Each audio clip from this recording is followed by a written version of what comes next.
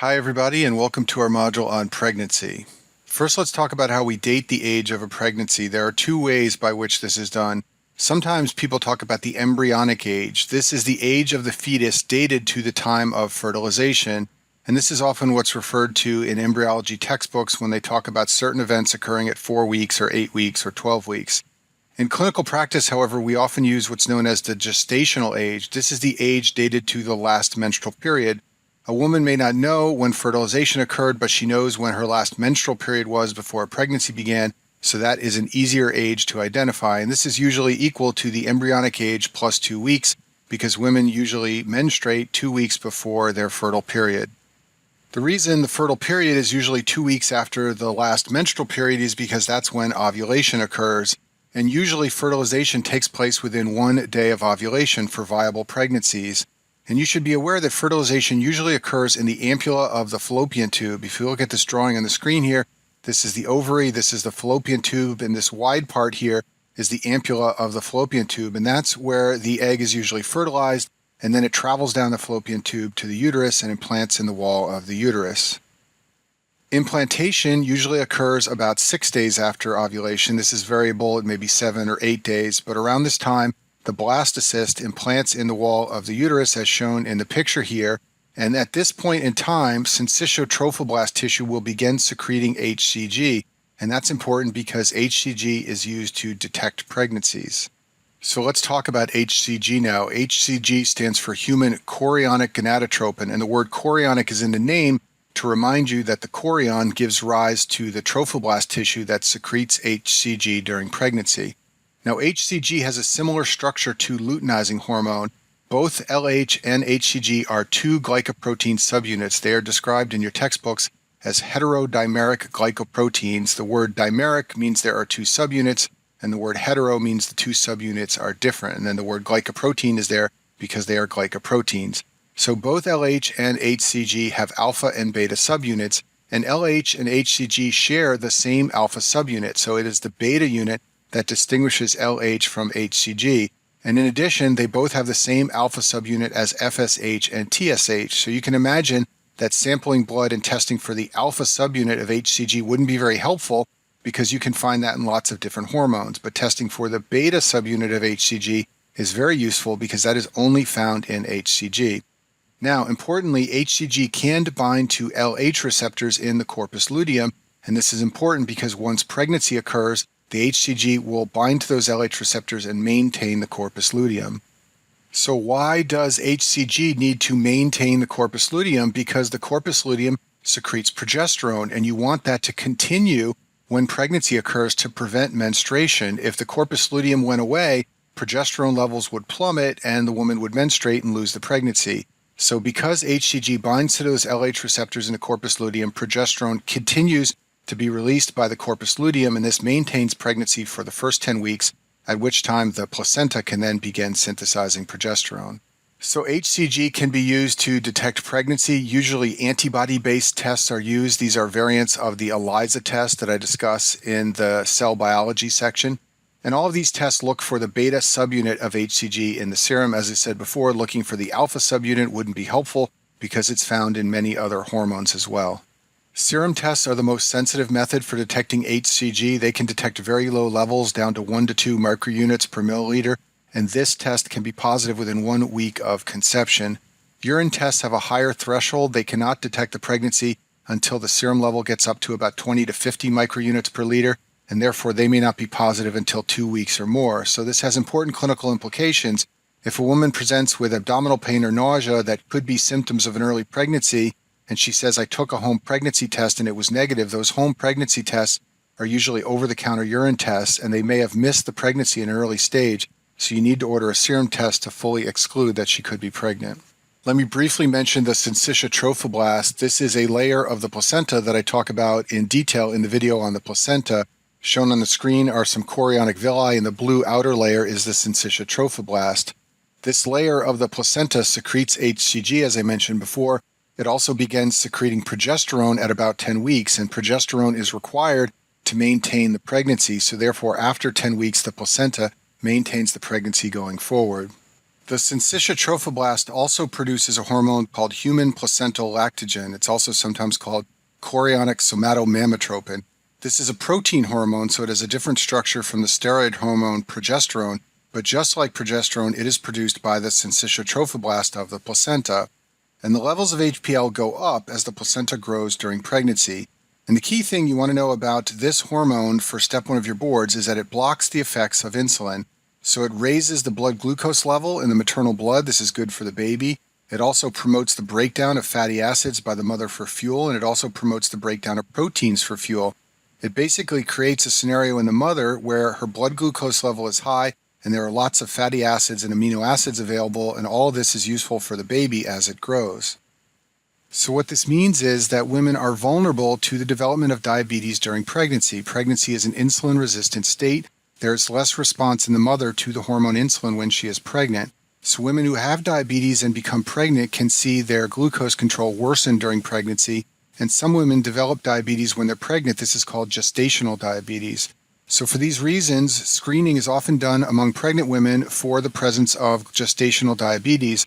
This is usually done with serum glucose testing, and it's high yield to remember this. Glycosuria, meaning glucose in the urine, is normal in pregnancy. I talk about this in the renal videos on the nephron, but there's less reabsorption of glucose by the proximal tubule normally during pregnancy. So screening women with a urine test is not helpful. You have to do serum testing, and that's how it's done among pregnant women to exclude gestational diabetes. So that's a nice segue into the physiologic changes that occur normally in pregnancy. We'll go through these in the next few slides. First of all, let's talk about plasma volume. So the total body volume expands in women when they become pregnant. This happens because blood fills the placenta, it's diverted away from the maternal circulation, and that is sensed by the body, and there's more renin released by the kidneys, and this leads to salt and water retention in the mother. When women are pregnant, the red cell mass expands. This is because there is increased maternal EPO secretion during pregnancy. If you do a blood test on a woman who is pregnant, however, she will appear to be mildly anemic. This is because there is a dilutional anemia that is normal in pregnancy. The rise in volume is greater than the rise in red cells, and as a result, there's a small decrease in hematocrit seen during pregnancy normally when women are pregnant. This is usually a mild anemia, and it's not severe enough to cause symptoms. Let's talk about the hemodynamics that occur during a normal pregnancy. The cardiac output rises. First of all, the preload goes up because of the rise in blood volume that we just discussed. In addition, the afterload is greatly reduced in pregnancy because of a fall in systemic vascular resistance. We'll talk about this in just a minute. And then finally, the maternal heart rate also rises slightly during pregnancy. So because of all these reasons, the cardiac output goes up when a woman becomes pregnant. Peripheral vascular resistance falls among women who are pregnant. This happens first of all because the placenta is a low resistance system placed in parallel with the rest of the body. I'll talk more about that in a second. In addition, there is some maternal vasodilation normally in pregnancy. So for this reason, blood pressure normally falls among women who are pregnant. They tend to have lower than normal blood pressures. Now, in the cardiology section in the video on blood flow mechanics, I talk about how you can calculate the total resistance through a system with 2 different resistance vessels, and I talk about how there are different equations for calculating the total resistance depending on whether the 2 vessels are placed in parallel or in series. There's a very high yield tie-in with this blood flow mechanics when it comes to pregnancy. So I want you to imagine that a woman has a total resistance of blood flow through her body before she becomes pregnant of 10, so we'll make R1 10. Now let's imagine she becomes pregnant, and let's imagine that the placenta were placed in series with the rest of her body. And let's imagine that the placenta also has a resistance of 10. Well, this would obviously double the total resistance of blood flowing through her body to 20. But that's not the way it happens in the body. The placenta is placed in parallel, so it obeys these equations on the left side of the screen. So once again, let's imagine that the woman had a resistance of 10 before she became pregnant, and now we add the placenta during pregnancy with a resistance of 10. Well, if you do the math here, you'll find out that our total now becomes 5. So we've reduced the total resistance for this woman by placing the placenta in parallel. And that's what happens anytime you add a new conduit for blood flow in parallel, you lower total resistance. This should be easy to understand. Imagine if blood can only flow in one direction, that will generate a certain resistance. If you add a parallel option for blood to flow as well, the total resistance through the whole circuit will decrease. So by adding the placenta in parallel, you necessarily reduce the total resistance. In addition, the placenta is a low resistance system, so this further helps to lower peripheral resistance. And it's very high yield for you to understand how this occurs in pregnancy. This also means that after the placenta is removed after birth, the peripheral resistance for both the mother and the baby will rise because you've taken that parallel circuit away. And in the cardiology section in the videos on congenital heart disease, I talk about how removal of the placenta raises peripheral resistance in the baby after birth, and this is one of the factors that contributes to raising left atrial pressure and closing the foramen ovale after birth. Some women in the later stages of pregnancy experience what is known as supine hypotension. Supine means when lying flat. And in the later stages of pregnancy, when the baby's gotten large, if a woman lies flat, the baby can compress the inferior vena cava. This can decrease the venous return and preload to the left ventricle, and that can reduce the cardiac output. Now, the woman is lying flat, so it's not like she's going to pass out from low blood pressure. However, sometimes the body responds with a reflex tachycardia that can produce symptoms. So when women complain of palpitations when they lie flat in later stages of pregnancy, this is often the mechanism of that symptom. There are changes in the coagulation system that are normal during pregnancy. Pregnancy is a hypercoagulable state. This probably evolved to protect women against major blood loss at delivery. The levels of many clotting factors change during pregnancy. There's increased fibrinogen and decreased protein S, which is an anti-clotting factor. And through all these clotting factor level changes, women are more likely to form blood clots when they are pregnant. In addition, as I just described, the fetus can obstruct venous return, and this can create sluggish blood flow through the venous system. And for that reason, deep vein thromboses are common among women who are pregnant.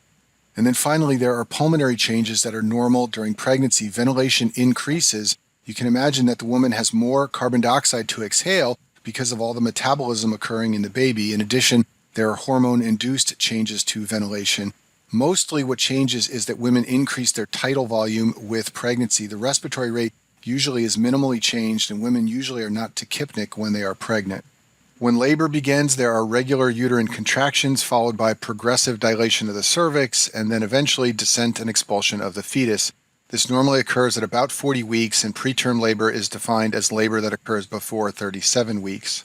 If a woman develops uterine contractions before the baby is thought to be ready for delivery, you can try to inhibit those contractions with two drugs, terbutaline and ritodrin. Both of these drugs are beta agonists, so they raise the level of cyclic AMP inside of the uterine smooth muscle cells, and this leads to relaxation and an inhibition of uterine contractions. The APGAR score is used to assess newborn babies immediately after they are born. This is a 10-point score that's calculated for a newborn baby in the delivery room, usually at 1 and 5 minutes after birth. The way you calculate the 10-point score is by assigning a value of 0, 1, or 2 for 5 categories. The first 2 categories are heart rate and respiratory effort, followed by muscle tone, followed by how irritable the baby is, and followed by skin color, whether it is pink or blue. And if the 1-minute score is low, the baby is then reassessed at the 5-minute point looking for improvement. If the 5-minute score remains less than or equal to 3, this is associated with permanent neurologic damage, as is seen in cerebral palsy. This usually indicates some sort of major central nervous system dysfunction. Women sometimes elect to terminate a pregnancy. This is usually done in the earlier stages of pregnancy. This can be done surgically, but there are also 2 drugs which can be administered to cause pregnancy termination. The 2 drugs are mifepristone and misoprostol. Mifepristone is an anti-progesterone, so it blocks progesterone effects on the uterus. This will prevent implantation and cause the woman to shed her uterine lining. Remember that when progesterone levels fall as a normal part of the menstrual cycle, the woman sheds her uterine lining. So if you block the effects of progesterone on the uterus, it will not prepare for pregnancy and the lining will be lost. Misoprostol is a synthetic prostaglandin E1 analog. This induces uterine contractions. And if you use these 2 drugs together, medical abortion occurs in greater than 90% of women. Now, just a side note here, these 2 drugs are not used in ectopic pregnancy, and don't get this wrong on a board question. In ectopic pregnancy, the pregnancy occurs outside of the uterus, so these 2 drugs which target the uterus are not helpful. Instead, in ectopic pregnancy, methotrexate is used, and I talk about ectopic pregnancy in another video. And that concludes our module on pregnancy.